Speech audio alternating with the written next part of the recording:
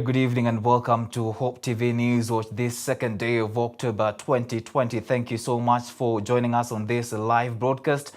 My name is Tony Omondi and our sign language interpreter is Boniface Murithi. Let's begin. Deputy President William Ruto is set to be ousted as Deputy Party Leader of the ruling Jubilee Party after the party's Secretary General Raphael Tuju accused him of politicking and disregarding the party's stance on engaging in early politics. Tuju addressed the press just a day after Deputy President William Ruto held a meeting with legislators allied to him at the party headquarters, said the National Management Committee has recommended to the party's National Executive Committee the removal of Ruto as the Deputy Party Leader. Our reporter Joseph Maingi begins our bulletin tonight with this report.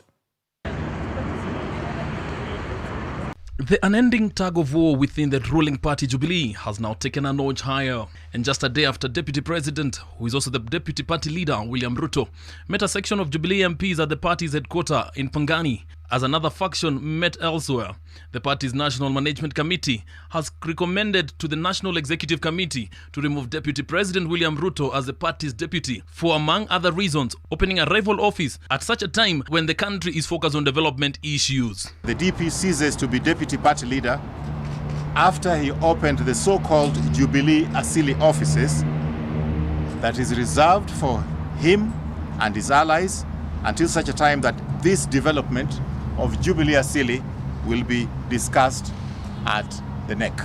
Jubilee Secretary General Raphael Tuju has said that the painful decision was taken after Ruto had on numerous occasions gone against the party's principles. Ruto has now been banned from transacting any business at the Jubilee headquarters on behalf of the party or even on behalf of his faction. The Deputy Party Leader, as a self-declared presidential candidate of 2022, will not be allowed to use the party headquarters as a center of operationalization of his 2022 campaign and to use the center for intimidation of potential opponents or intimidation of the staff. DP Ruto has also been accused of planting discords within the party by conducting early campaigns despite President Uhuru Kenyatta's stand on premature 2022 politics. Tuju has said that Ruto's visit to the Pangani office on Thursday almost caused a confrontation with close to 40 members of parliament from the rival Kieleweke faction who had been camping at the Serena planning to storm the party's headquarters in Pangani. DP Ruto was also fingered on remarks made by Kapsaret Member of Parliament Oscar Sudi, who was accused of incitement for insulting former First Lady Margaret Kenyatta. The subsequent response by Honorable Ruto that exhibited not an ounce of contrition.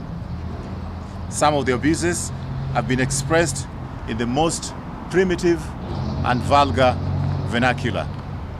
The DP was also called out for boycotting Monday's COVID-19 conference, where his seat remained conspicuously empty throughout the event, where he was included in the program to make remarks according to the state's protocol and subsequently invite the head of state. For such travesty, the only thing we have received from the DP's camp are tweets from his allies rubbing more salt into the injury. The rift within the party seems to have been widening, even as the party leader President Uhuru Kenyatta, in an interview with France 24, shied away from openly stating his position on backing DP Ruto. In an interview with a French broadcast on Thursday, the president said that the elections are 2 years away and hence it is not yet time for campaigns. Uhuru said that his move to reconcile with ODM party leader Raila Odinga was not aimed at weakening his deputy, despite the numerous claims. There have been suspicions that the recent attacks on Ruto by some Jubilee party officials and cabinet secretaries had a blessing from the president. All eyes are now awaiting what transpires when the party leader jets back in the country, as many await to see what stroke will break the camel's back. Joseph Maingi for Newswatch in Nairobi from Pangani. Thank you, Joseph Maingi, for that report. Meanwhile, a section of Jubilee leaders allied to Deputy President William Ruto have hit back at the Jubilee Party Secretary General Raphael Tuju, saying they will not allow the party to be run as a private entity. They have vowed to continue meeting and engaging at the outfit's offices in Pangani to further the party's agenda. The leaders challenged President Uhuru Kenyatta to tame the poisonous tongues of some of the politicians allied to him, whom they said risked breaking the country's social fabric. Nakuru Senator Susan Kihika, on her part, said they will now be working from the Jubilee House.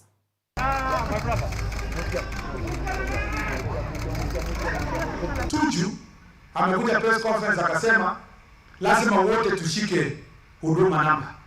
Yeye ni waziri ya nani? Ama alikula pesa ngapi kwa ile 7 billion yenye walitumia siku ile kwa kufanya huduma namba?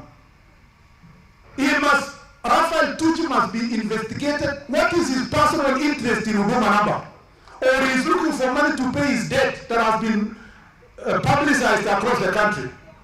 He cannot force us again to go back to get huduma number until we account for the 7 billion that was wasted kwa mambo ya huduma number.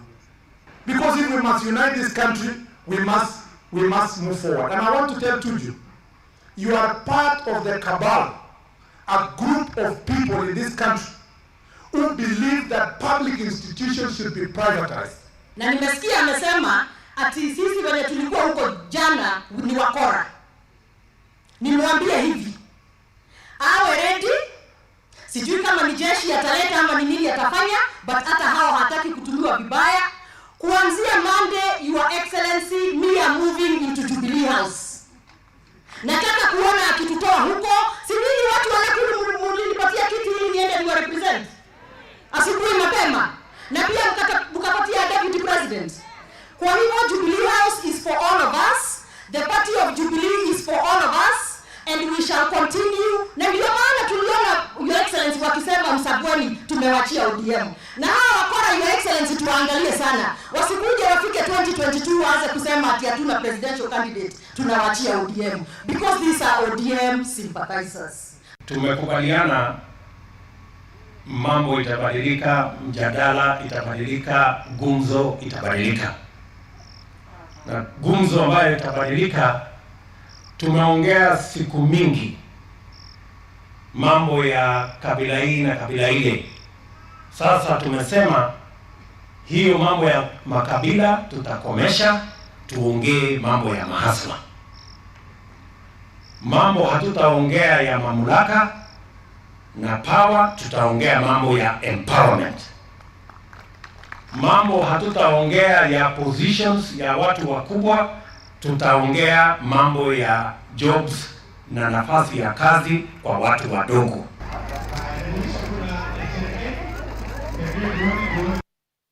Away from that now, universities leaders under the umbrella of the Kenya University Students' Union KUSO have faulted the government of a failure to involve them on matters education in the country, now that universities are reopening as from Monday, the 5th of October 2020. Addressing the press in Nairobi, the leaders have asked the government to prioritize the health of all students across universities and also hire more lecturers to ensure proper student-lecturer ratio. Grace Ongoi has the details. The Ministry of Education on 29th September issued a statement on the reopening dates for universities and tertiary institutions. The statement read in part that all final year students were expected to resume learning on 5th October. The statement further continued by directing institutions to announce the reopening dates for other classes in all schools, with priority given to learners taking science. Since then, several institutions have gone ahead to give their students direction through internal memos. Universities like Moi University and JKUAT will be resuming on 5th October. Kenyatta University, on the other hand, will begin in-person classes on 16th October, while students in Eldoret University expected in school on 12th October. However, some schools, including Nairobi University and Masinde Muliro, are yet to give their students communication on when in-person learning will resume. It's power. Comrades, power.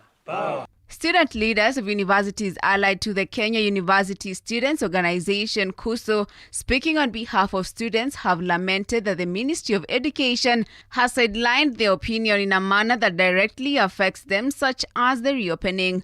This is not the first time that university leaders have asked the Ministry of Education to consult them before embarking on decision-making.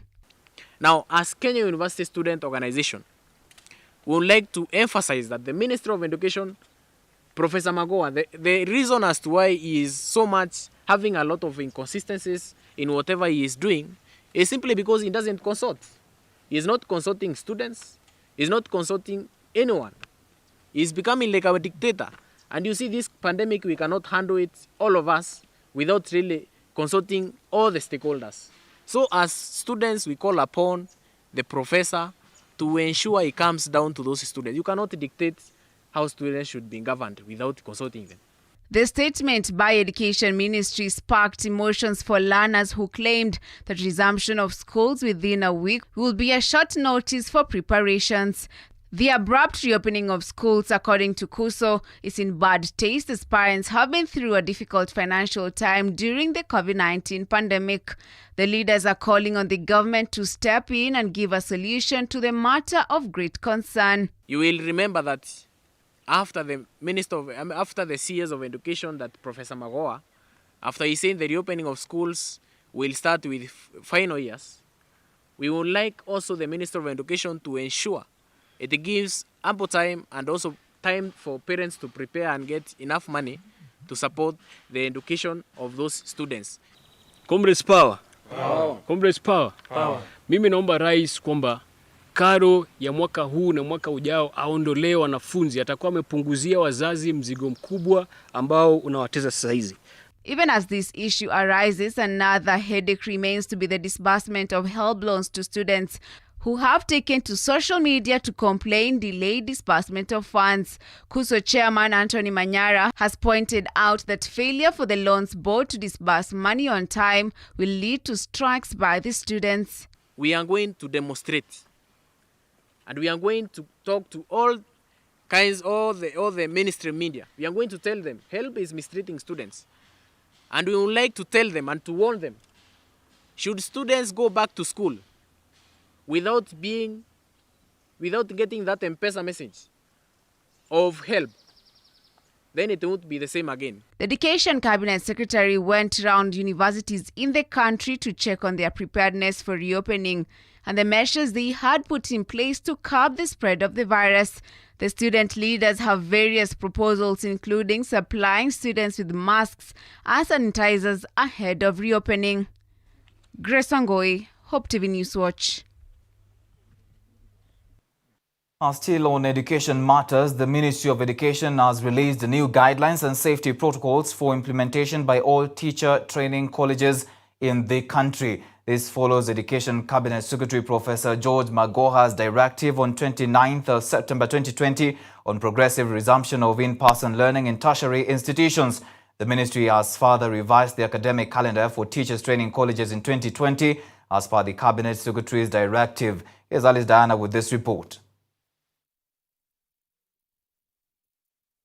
Resumption of studies for all teacher training colleges in Kenya will resume from Monday next week. In the circular issued on Friday by Education Principal Secretary Dr. Bello Kipsang, all principals of teachers training colleges have been directed to ensure compliance with the revised academic calendar for the teachers training colleges in 2020. According to the circular, third-year students undertaking diploma in teachers education are required to report back to school on Monday next week, sit for their exams from 13th October to 15th October and close on the 16th of October. This means that the third-year students will be in college for 2 weeks to complete their NEC exams. First and second-year students will report on 19th October and close on 18th December 2020.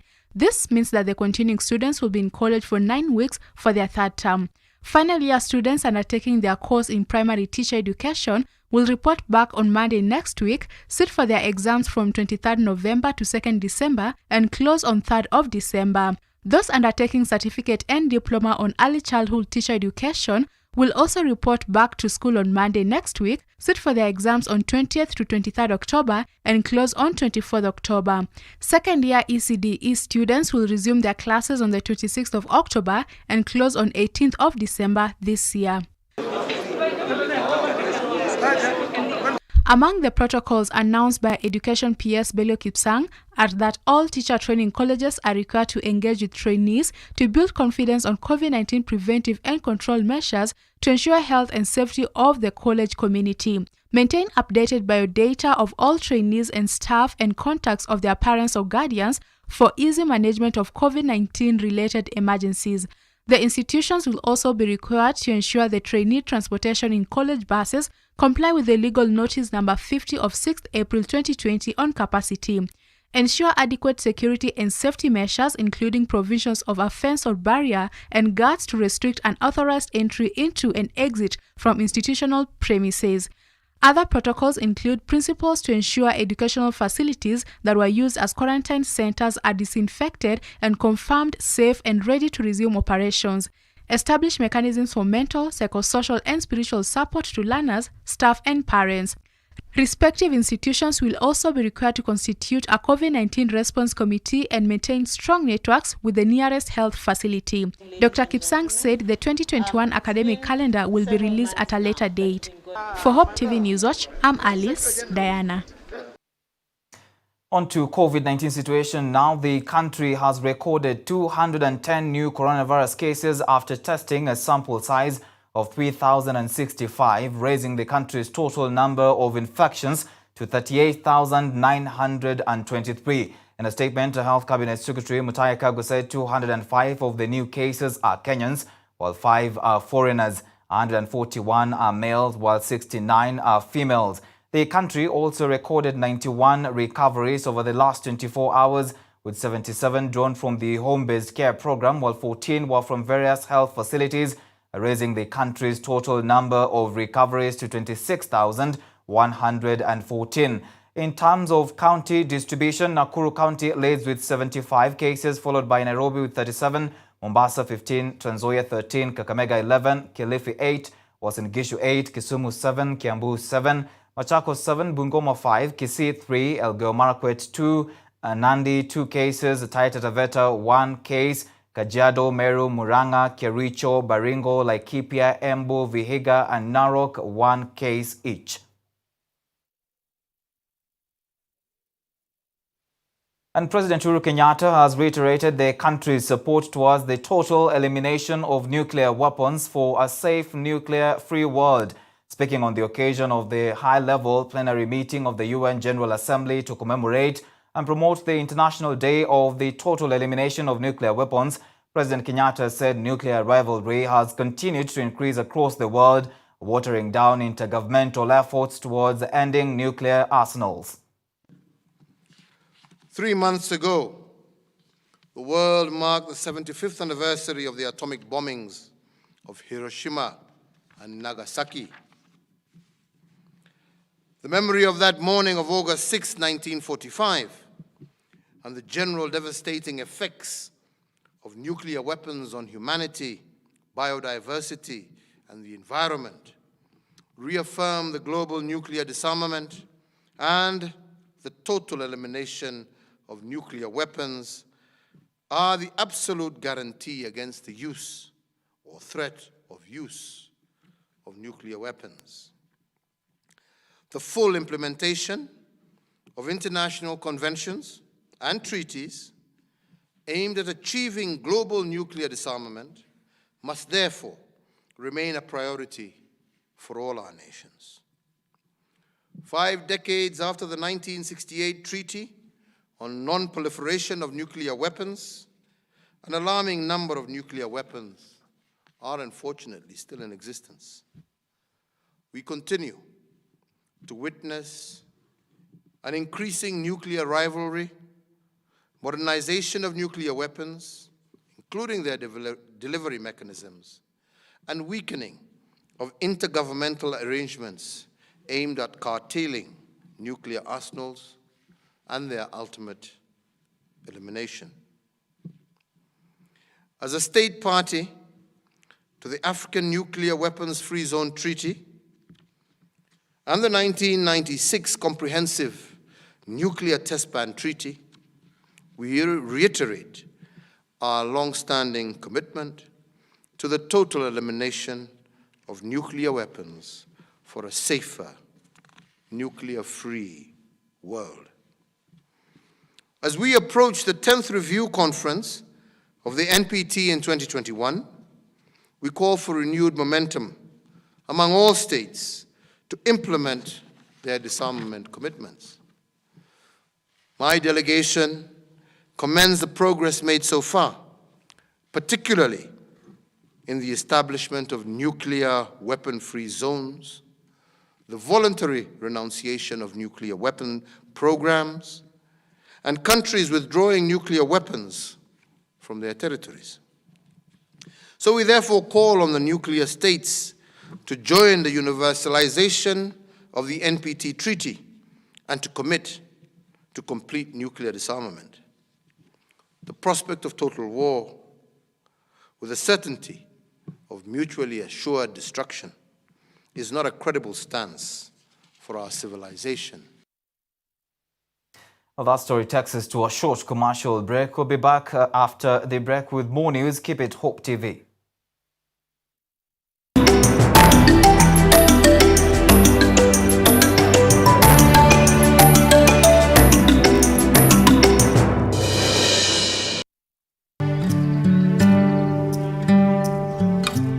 Join John Cousin every weekday as he takes us on a journey through the Bible. Whoever shall seek to save his life, if you go back to living for yourself, you're going to lose it.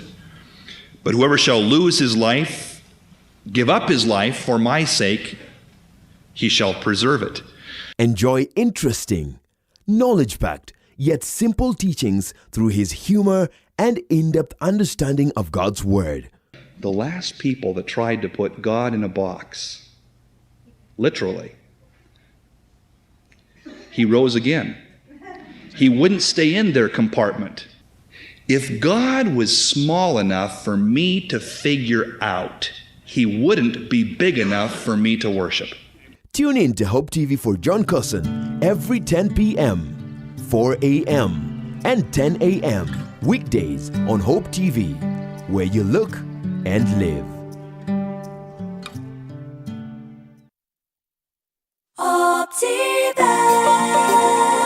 Are you looking to settle your family in an affordable, clean and serene environment? Look no further than Garden of Joy in Machakos by Optiven.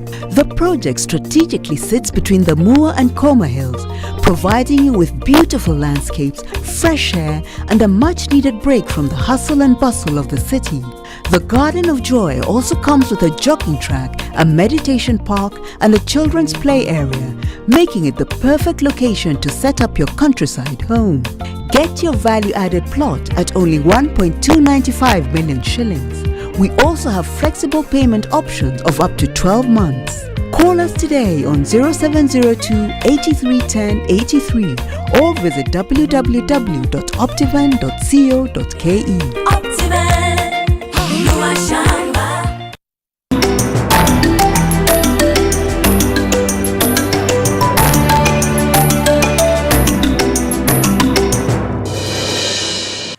Welcome back to Hope TV News. Now, the National Cancer Institute has visited Kakamega County to advise the county's health ministry on the overall priorities that should be accorded to cancer prevention and control. Kakamega County Hospital is one of the facilities that provides cancer treatment services to its patients, and the institute collaborated with it to offer general oversight of all activities, advocacy and awareness creation as Kakamega plans to expand the facility to serve the rising number of cases. The National Cancer Institute reports that only 2% of Kenya's hospitals can handle third most prevalent form of cancer.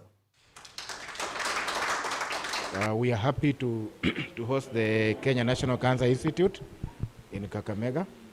It is an honor for us because our County General Hospital as a young cancer center, which is seeing a number of patients. Previously, these patients used to go all the way up to Moi Teaching and Referral Hospital, but we are happy that now they are being seen here in Kakamega. We have a few oncologists at the moment too. We will really want in future, because of the growing number of patients, that we have more. So we know that our partnership with the National Cancer Institute will help us to bear more fruits in terms of training, equipment, and even dissemination of guidelines and policy. This month being the month of breast cancer, we are going out to sensitize our members of the public about cancers in the county. We are very grateful for the National Cancer Institute for bringing us the guidelines on how to do that, and we are very glad for the Institute to support us in this. The activities we want to undertake is we'll sensitize our health workers about what they are supposed to do for all women coming to our hospitals, to sensitize them about breast cancer. And then we'll go out to sensitize the members of the public in small barazas to show them that breast cancer, if diagnosed early, can be treated and it can be cured. We have the Kenya policy, the Kenya Cancer Policy that was launched sometime this year. Actually, it was launched in July this year by the Cabinet Secretary. So we had a chance to take the Department of Health through this policy and how they can also take advantage of it and implement it, because really the implementation of the policy is supposed to happen at the county level, to take them through the guideline, the national guideline on setting up cancer management centers.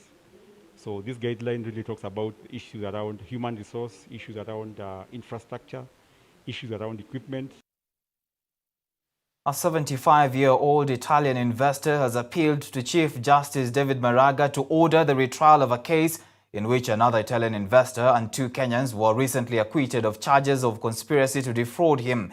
Giancarlo Ernest Bottini, through his Kenyan wife Sarah Imelda Odina, also asked the Office of the Director of Public Prosecution, ODPP, to appeal the acquittal handed to the trio by Malindi Chief Magistrate Julie Oseko early last month. Odina and an agent, Innocent Mumanyi, told journalists at a Malindi hotel on Thursday they believed the decision to discharge the trio was not done procedurally, and asked the Ethics and Anti-Corruption Commission, EACC, and the Office of the Ombudsman to intervene and help the ailing Italian investor to get justice. Commission ya Administration Justice pia ingilie, ije tusaidie kuona vile hii kesi imeenda na vile mambo yameendelea hapa. Pia hata naomba CJ Maraga popote alipo, kama naona, na pia DPP Haj, na muomba kwa hisani yake aje amsaidie mzee, kwa sababu mzee amelia miaka mingi sana, hajapata haki na ana ukweli. Kwa niaba ya Giancarlo Bottini nasimama mimi nikimwombea mzee. Sisi tumekuwa tukifanya kila kitu tunataka na viwe. Kwa maofisi yote tumeenda, si wapi, si kwa DCI, si wapi, kila mahali tumeenda.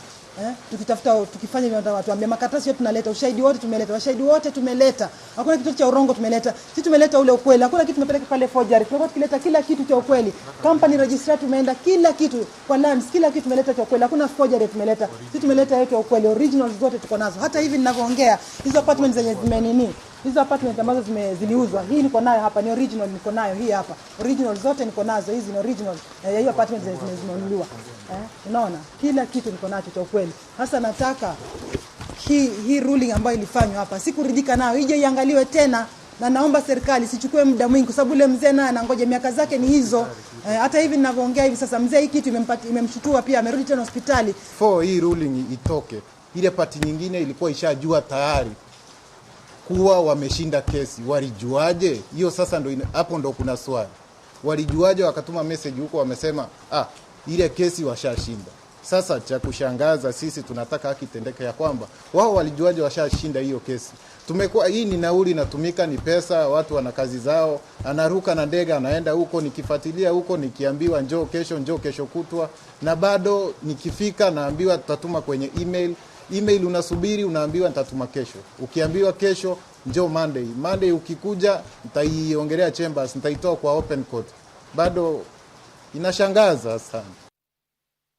Authorities in the Central region have set ablaze a bank hall with an estimated street value of 2 million shillings. The security personnel led by Central Regional Commissioner Wilfred Nyagwanga destroyed the hall at Kerugoya Stadium in Kirinyaga County. The consignment was nabbed by a multi-agency security team on the Ethiopian-Kenya route.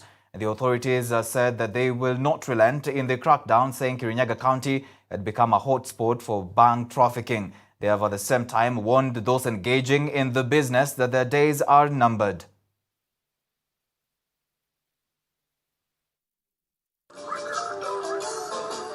Maji fresh huwa tunapata kwa shida sana. Wakituletea mtungi wanatuuzia shida.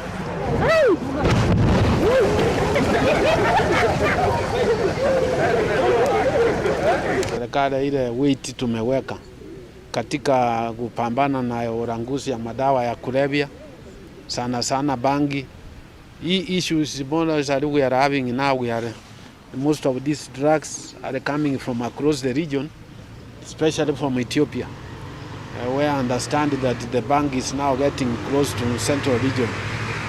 So we want to scale up, and we are of course using the law.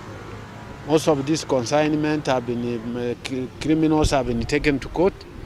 The highest consignment you remember we arrested was from Ethiopia, wakati tulishika hapa Makuyu.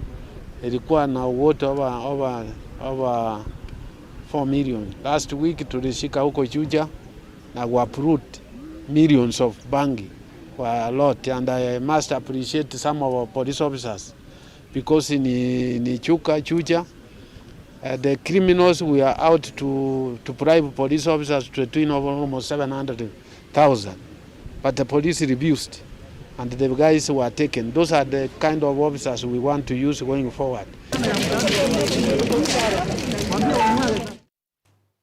And Water Cabinet Secretary Cecily Kariuki has underscored the government's commitment in providing water as an enabler of the 4 sectors of development under President Uhuru Kenyatta's government. Speaking during the launch and inspection of water projects in Mombasa, the CS said agriculture, manufacturing, housing and health sectors are water-reliant development projects. CS Kariuki reiterated the commitment of the government under the president to ensure the Big Four agenda is achieved by providing adequate budgets and speedy delivery of projects. Kariuki spoke during the launch of the Dongo Kundu 3-kilometer water project phase 1 that is fully funded by the government at a cost of 175 million shillings. Maji fresh huwa tunapata kwa shida sana. Wakituletea mtungi wanatuuzia shilingi 50. Na in fact hata si maji fresh kabisa. Unapata wametuchanganyia na chumvi. Na inakuwa ni ngumu kupata hiyo shilingi 50 kununua maji. Na vile tumesikia tumeletewa mradi huu wa maji, tutashukuru sana. Maji ile tunapata sio ya kutosha, manake ni maji imekuwa drilled toka chini na iko na chumvi nyingi sana ambayo inatu affect. Sasa maji fresh hatupate, huwa tunanunua tena ni gali, lakini mradi kama huu ikiendelea na ishe, tutapata maji kwa urahisi ambaye tena kwa maisha, unajua maji ni maisha. This project which we are inspecting here today will bring in an additional 3,000 liters per day to the population in the surrounding and the special economic zone. However, the investment we are making will be able to be expanded to deliver 10,000 liters per day once the Mwache project is complete, because then we'll be able to evacuate more water using the investment which we are currently doing. It is my hope and belief that that is going to add the 10,000 liters to the current 31,000 liters per day coming in into Mombasa. Is that enough? No. Isn't that why we are investing in other projects within this region?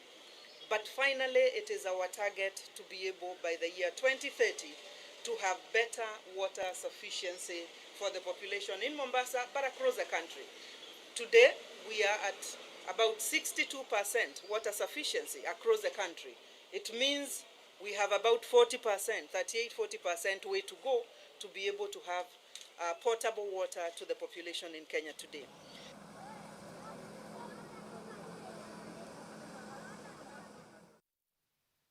The government has today, through the Postal Corporation of Kenya, released a commemorative postal stamp on Mahatma Gandhi.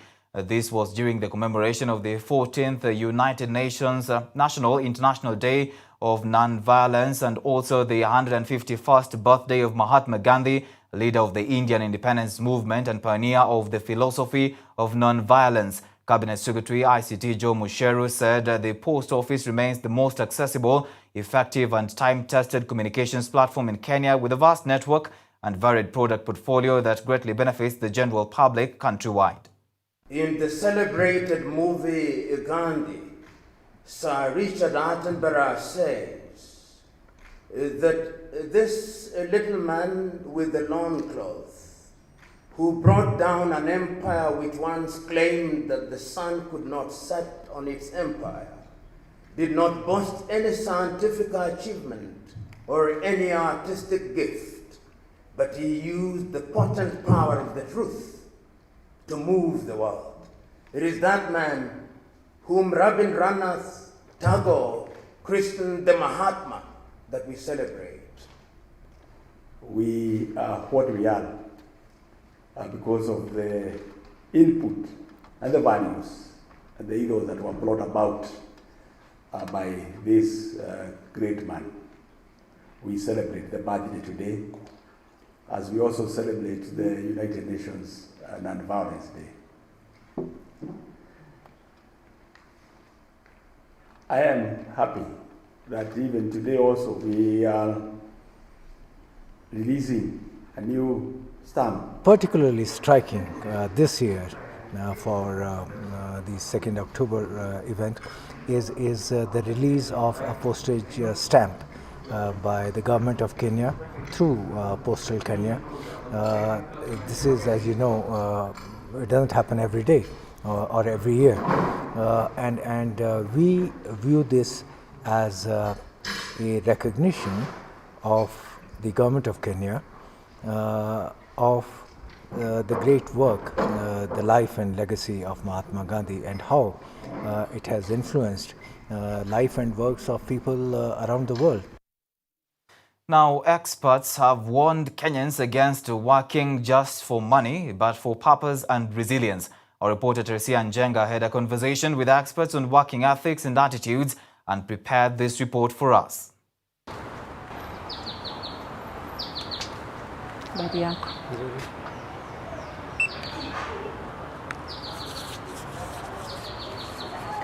Many people wake up early in the morning for an average of 5 days a week, 8 hours a day to go to work.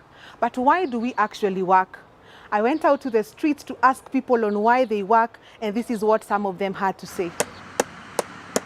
Jambo la kwanza nilijifundisha na nikaipenda. Jambo la pili ni kwa ajili ya maisha.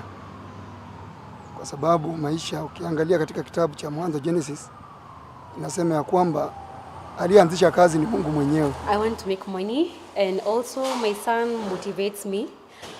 I want to make his life better. I work because there are people behind me that do rely on me.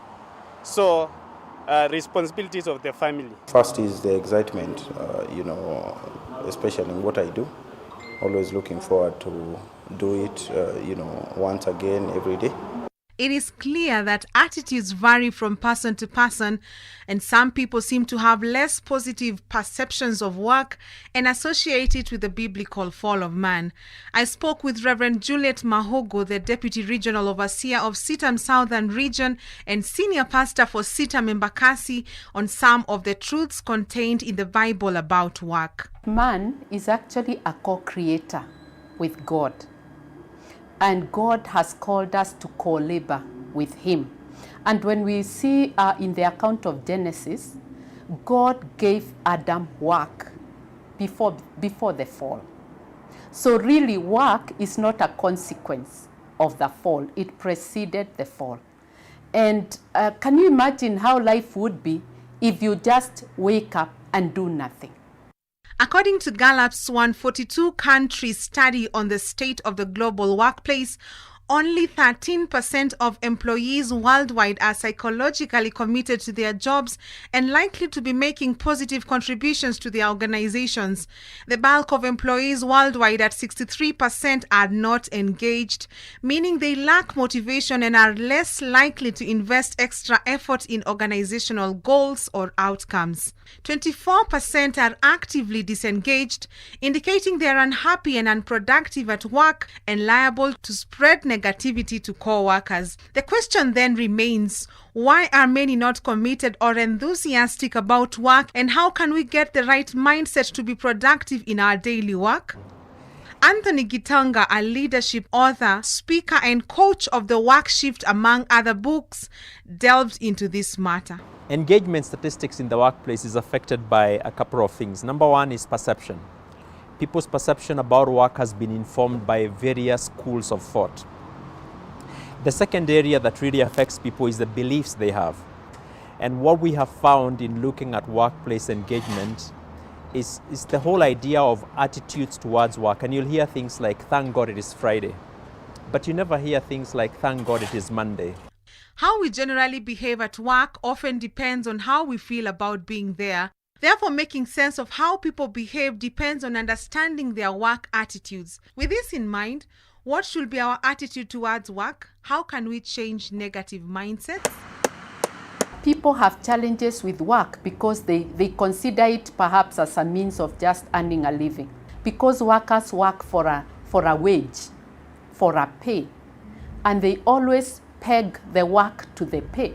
So if they consider the pay inadequate, they also measure the hours they give. If the work is not worth my time, then I'm not worth that job or that position.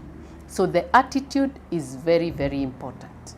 An attitude refers to our opinions, beliefs, and feelings about aspects of our environment. Attitude therefore affects the way we perceive work. And when people look at it then from that perspective and begin to not just look at work as a source of income or as a way of paying your bills, but as a lifestyle, as something that Christ ordered us to do in occupying till he comes, when we begin to understand that our work is going to carry rewards in heaven, when we finally go to meet our Maker, that the book of Revelation is true when it says that Jesus is coming soon and he has a reward in his hand, and he will give unto us according to what we have done, not according to what we have believed. In his book, Workshift, Anthony Gitonga says that the deteriorating state of affairs at the workplace is driven by beliefs and practices of workers, hence the workplace needs a work shift. He also addresses how to work in a toxic environment. Now, if you find yourself working in a toxic environment, there's one or two things that you need to ask. Number one, who is causing toxicity in your workplace? Are you contributing to it? Another way of looking at this is asking if within the organization that you work in, is it possible to have a transfer to a department that will utilize your strengths so then you are more energized at work? And the third and last thing that I suggest to people to do, if you can't change your job description, if you can't move to a new department, then there are many other organizations that can deploy your purpose, and then you can start looking outside. The kind of work best suited for an individual may be noticed in the earlier years of life, as explained by Reverend Juliet. If we are careful to observe our children as they grow up and find out how somebody is wired, because there's a way God has shaped each one of us. And if we can succeed in identifying the area of gifting or the area of shaping, then we can be able to guide, to nurture, to lead that child, even little as they are.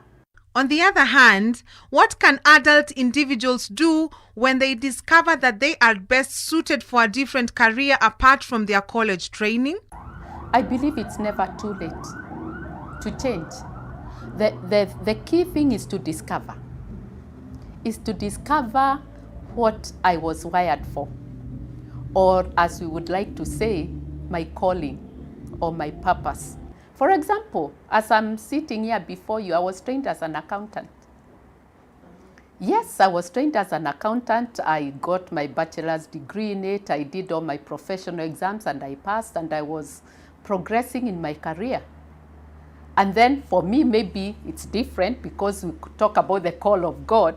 God came knocking, and yes, he did. And as they say, the rest is history, because I had to begin a different career altogether. Many companies assess employee attitudes through surveys of worker satisfaction and through exit interviews. And I had a group of HR managers who came, and I asked them, what is it that really drives engagement in your organizations? And all of them to a man said the hygiene factors: pay, perks, and positions. And then I asked them, if this is true and you provide these things to people, then why is it that 80% of your people are disengaged? So when we really look at the subject of engagement and wanting to have more people live their purposes at work, then we have to go beyond the hygiene factors and ask ourselves, what makes people people? We can live out healthier and happier lives if we take matters into our hands and deliberately work on purpose and meaning in the work we do. Work will never give you purpose, so you bring purpose to work. So the exercises that our audience would begin to look at right now would be, look at your work and ask yourself the question, what percentage of your work energizes you? All I want people to do is never to go to work to do things that you don't love doing. I want you to go to work to do what you love or love what you do. Work should be something that we enjoy. If I'm not enjoying my work, there is something seriously wrong. Well, there you have it. Whatever your hands find to do it heartily as unto the Lord and not unto human masters. Reporting for Hope TV, I'm Teresia Njenga. Well, that special report from Teresia Njenga takes us to another short commercial break on News Watch. We'll be back with business news.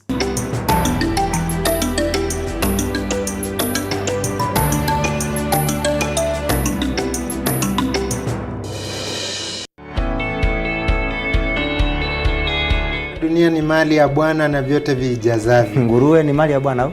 Ni mali ya Bwana. Bata ni mali ya Bwana? Ni mali. Wewe kula basi. Acha mambo mengi. Yesu ndiye njia. Muislamu yoyote ambaye anamkataa Yesu, kwanza sisi tunamjua ni kafiri. Bila huyu Yesu, mtu aendi kwa Baba. Ungana na walimu wa neno wanapochambua masuala tata katika Biblia, wakiyalinganisha na vitabu vingine vya kidini. Je, kuna ushahidi wowote Muhammad aliwahi na Qur'ani? Na hii Qur'ani muliitoa wapi? Halo? Piga simu moja kwa moja na pia uchangie kupitia SMS na Facebook. Itawezekana kitabu cha Biblia ambaye mwanakiamini kuwa ni kitabu cha Mwenyezi Mungu ishindwe kumtabiri mtu ambaye ana wafuasi zaidi ya bilioni 100 duniani. Je, Muhammad amekufa ama yuko hai? Ungana nasi kila Jumamosi saa 2 hadi saa 4 ya usiku kwenye runinga uipendayo ya Hope TV.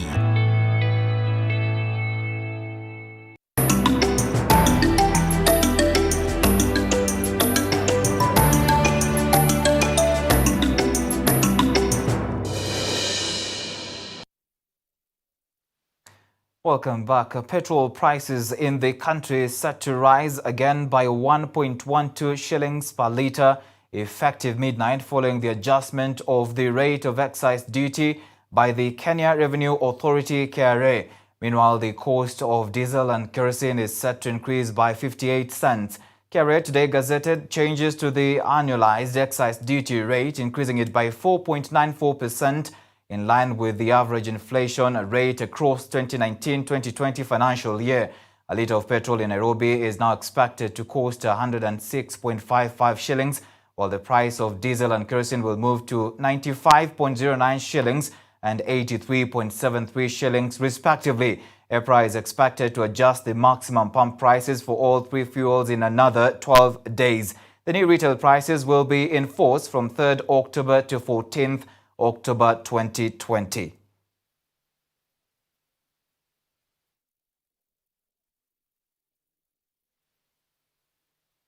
The National Oil Corporation of Kenya, NOC, could be wound up by the Kenya Commercial Bank over a 3.8 billion shilling debt. The state-owned parastatal risks asset seizure and auction over defaulted bank loans. The corporation now needs 9 billion shillings to keep its lenders at bay. KCB, in a letter dated August 13, 2020, demanded full settlement of the loan in 30 days. George Jesse reports. The Senate Energy Committee has learned that the corporation that is in financial distress owes KCB Bank 3.8 billion Kenya shillings and Stanbic Bank 1.5 billion Kenya shillings in loan, principal and interest. Gideon Morintat, the chief executive officer of the company, told the Senate Committee on Energy that should nothing be done by the shareholders, National Oil would be wound up. National Oil Company's financial status shows that it has overborrowed, resulting into a debt-to-equity ratio of 8:1. As the debt piles, its revenue has been shrinking, with its end-year loss growing to 1.3 billion Kenya shillings, up from 0.35 billion Kenya shillings in 2018-2019 financial year.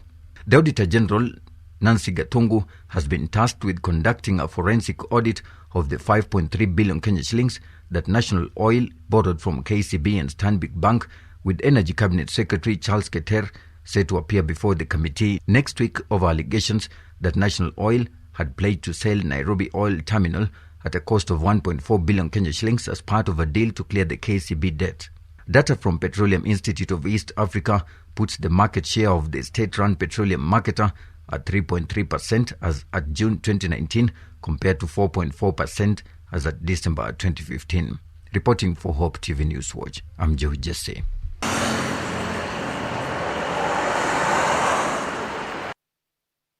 All right, we have come to the end of this newscast tonight. Thank you so much for watching. I'm Tony Omondi, our sign language interpreter has been Boniface Muridhi. Before I go, remember tonight we are having our online, Hope Media online Kesha that will be happening on this television, Hope TV Kenya, tonight. And be sure to join us for just a good moment of refreshing in the presence of the Lord.